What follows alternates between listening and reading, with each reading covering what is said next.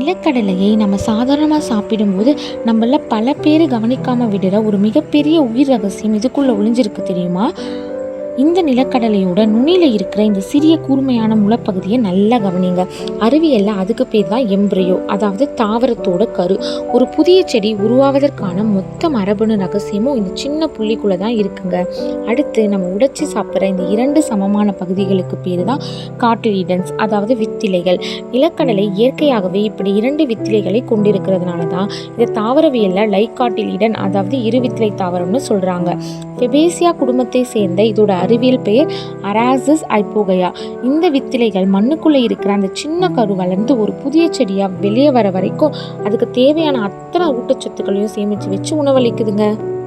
ஒரு குட்டி விதைக்குள்ள இயற்கை ஒளிச்சு வச்சிருக்க இந்த ரகசியம் உங்களுக்கு பிடிச்சிருந்தா மறக்காம இந்த வீடியோக்கு லைக் பண்ணிட்டு மின்னஸ் அகாடமி சப்ஸ்கிரைப் பண்ண மறந்துடாதீங்க.